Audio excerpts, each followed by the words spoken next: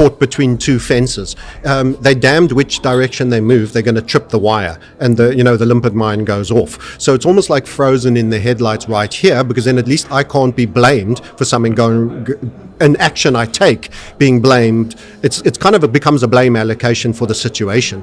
Yeah. You take any action, you trigger the wire, you cocked it up. I was going to say, it's like when they even cut, like what signal does that send? Yeah. Like, the economy is suffering, or the Fed is cutting. Why are they cutting? Aren't we doing so well? You're damned whatever you do. And the whole point is the entire situation that he's in is unrescuable situation, and he is the guy holding the bag for Greenspan, Bernanke, Yellen, and all those that came before him, that allowed government over expenditure, ran too lower interest rates, and ran an asset price hyperinflation, just because we globalized and we had low consumer inflation. There was still inflation. The liquidity just found its way into assets on debt. So now we actually have to reverse that day into a night, which is everything gets flipped on its head, and it's deeply unpleasant. So we're predicting, asset price devaluation, and the long end of debt is going to cause, and it's not just America, by the way, because we're talking a lot about the Fed and everything else.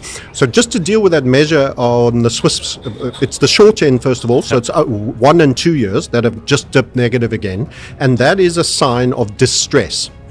So what that means is really afraid people are prepared to guaranteed accept less money back in 1 or 2 years' time than they give you.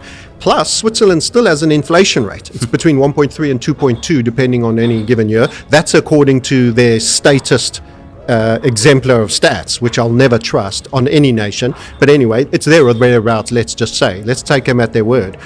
So you're going to lose the inflation rate, and you're going to get less. You'll pay if you do a 2 year, you're essentially going to pay 104,000 to get 100,000 back, or you'll buy 100,000 bonds and get 94 back in 2 years' time. That's expensive, and that makes gold look cheap. Buffett criticized gold for not paying a yield. No. When you're paying a negative yield, not paying a yield becomes a feature, a benefit.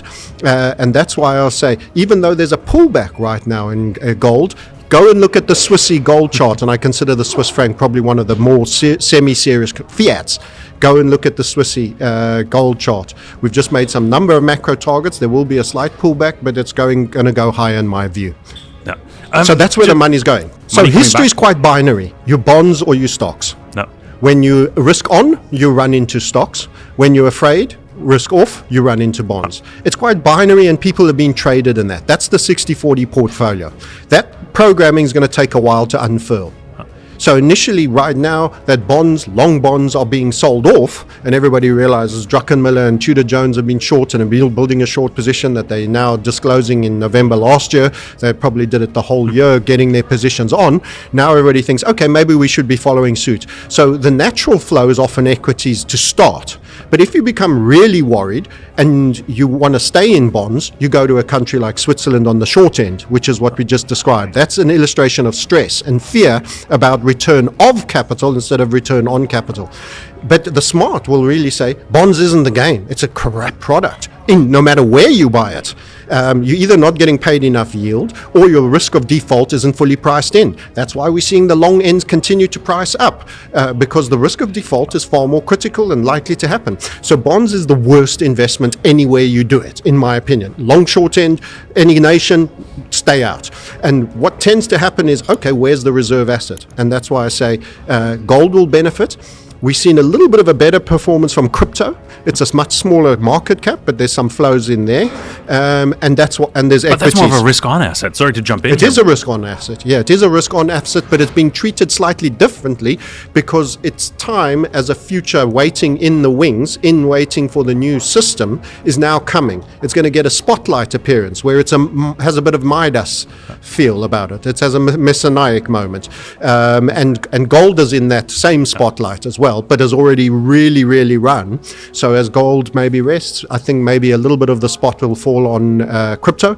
And of course, the Pavlovian response of running into equities is still there, but it's the wrong one. It's the outdated. You're coming out in your 80s fashion, you're wearing your leg warmers and going to Jane Fonda classes if you're still rushing into equities right now. That's my take, because the PE if you look at the market caps of the US relative to the rest of the world, my net opinion is those relative market caps are going to come chronically down in America, and you're going to see other market caps. I see indices going up in emerging markets. I see it in Singapore. I see it in other capital formation nations. America's going to lose market cap to the rest of the world in equity. So I think there'll be a geographical flow. If we're just staying in equities, there's going to be a geographical flow away from the US still, because of the tariff. You can only scare people like they did with the tariff tantrum once, and trust is eroded. They did long-term damage on trust there. Fool me once. Ray's consistent, actually, in fairness to him. I knock a lot of these big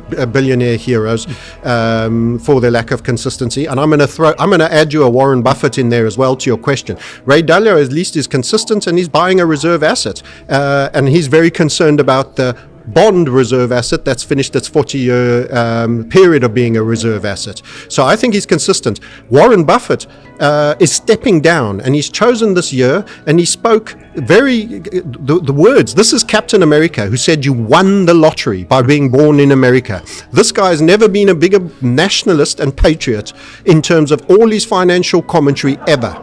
And he's stepping down, and he's admitting that his successor is likely to be more internationalist, and he's expressed concerns about the state and valuation of the dollar, and he's also made comments about the trade deficit and the overall debt levels. So you're talking about a man who's signing off more pessimistically than he's ever been by a multiple of about 10 times.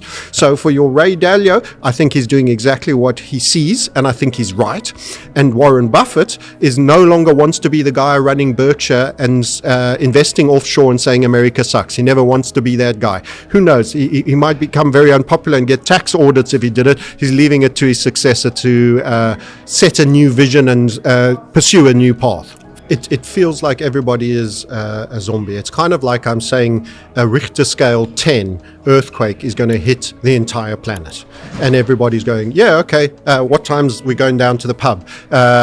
It's far greater scale. It's the foundation of finance, debt markets. And the debt markets universally in the Western nations, with the possible exception of the Swiss, as I've mentioned already, are in a chronic state of revaluation. The rates going up.